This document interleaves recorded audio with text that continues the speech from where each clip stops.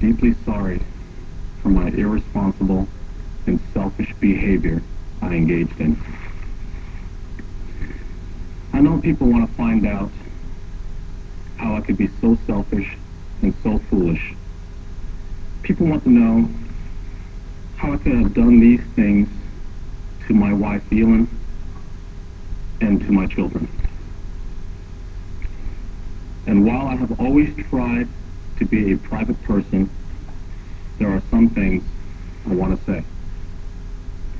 Elin and I have started the process of discussing the damage caused by my behavior. As Elin pointed out to me, my real apology to her will not come in the form of words. It will come from my behavior over time. We have a lot to discuss.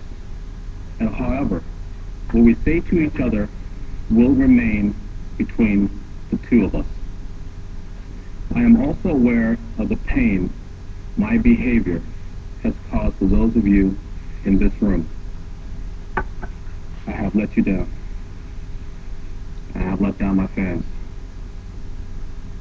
For many of you, especially my friends, my behavior has been a personal disappointment. To those of you who work for me, I have let you down personally and professionally. My behavior has caused considerable worry to my business partners. To everyone involved in my foundation, including my staff, board of directors, sponsors, and most importantly, the young students we reach. Our work is more important than ever. 13 years ago, my dad and I envisioned helping young people achieve their dreams through education. This work remains unchanged and will continue to grow. From the Learning Center students in Southern California to the Earlwood Scholars in Washington, D.C., millions of kids have changed their lives, and I am dedicated to making sure that continues. But still, I know I have bitterly disappointed all of you. I have made you question who I am and how I could have done the things I did. I am embarrassed that I have put you in this position. For all that I have done, I am so sorry.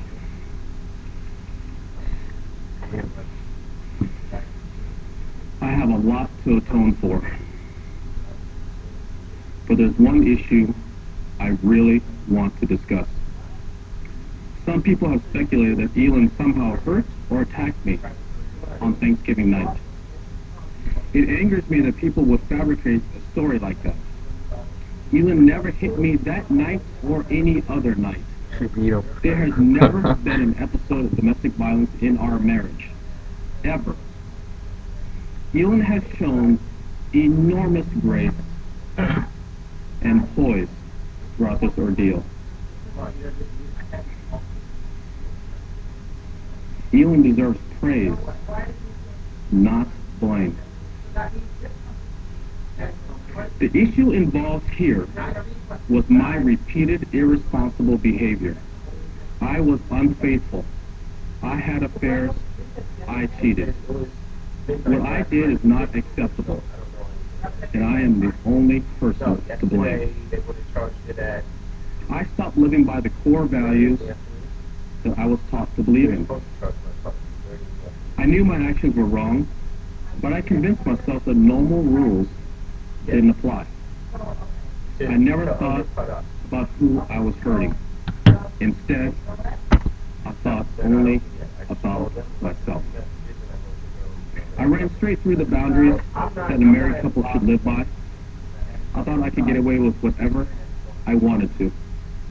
I felt that I had worked hard my entire life and deserved to enjoy all the temptations around me. I felt I was entitled. Thanks to money and fame, I didn't have to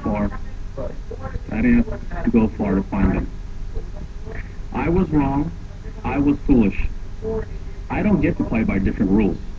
The same boundaries that apply to everyone apply to me. I brought this shame on myself. I hurt my wife, my kids, my mother, my wife's family, my friends, my foundation, and kids all around the world who admired me. I've had a lot of time to think about what I've done. My failures have made me look at myself in a way I never wanted to before. It's now up to me to make amends, and that starts by never repeating the mistakes I've made. It's up to me to start living a life of integrity. I once heard, and I believe it's true, it's not what you achieve in life that matters, it's what you overcome. Achievements on the golf course are only part of setting an example. Character and decency are what really counts. Parents used to point to me as a role model for their kids. I owe all those families a special apology. I want to say to them that I am truly sorry. It's hard to admit that I need help, but I do. For 45 days, from the end of December to early February, I was in inpatient therapy, receiving guidance for the issues I'm facing. I have a long way to go, but I've taken my first steps in the right direction. As I proceed, I understand people have questions. I understand the press wants to ask me for the details of times I was unfaithful. I understand people want to know whether Elin and I will remain together. Please know that as far as I'm concerned, every one of these questions and answers is a matter between Elin and me. These are issues between a husband and a wife. Some people have made up things that never happened. They said I used performance-enhancing drugs. This is completely and utterly false. Some have written things about my family. Despite the damage I have done, I still believe it is right to shield my family from the public spotlight. They did not do these things. I did. I have always tried to maintain a private space for my wife and children. They have been kept separate from my sponsors, my commercial endorsements. When my children were born, we only released photographs so that the paparazzi could not chase them. However, my behavior doesn't make it right for the media to follow my 2.5-year-old daughter to school and report the school's location. They staked out my wife and they pursued my mom. Whatever my wrongdoings, for the sake of my family, please leave my wife and kids alone. I recognize I have brought this on myself. And I know, above all, I am the one who needs to change. I owe to my family to become a better person. I owe to those closest to me to become a better man.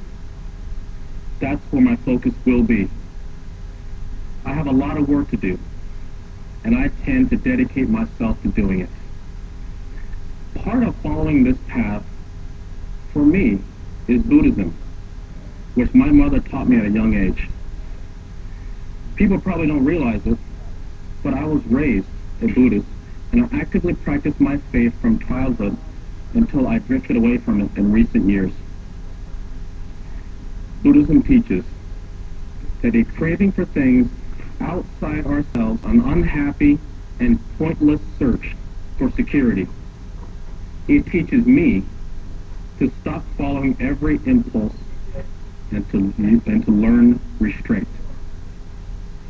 Obviously, I lost track of what I was taught. As I move forward, I will continue to receive help because I have learned that's how people really do change. Starting tomorrow, I will leave for more treatment and more therapy. I would like to thank my friends at Accenture and the players in the field this week for understanding why I'm making these remarks today. In therapy, I've learned the importance of looking at my spiritual life and keeping in balance my professional life.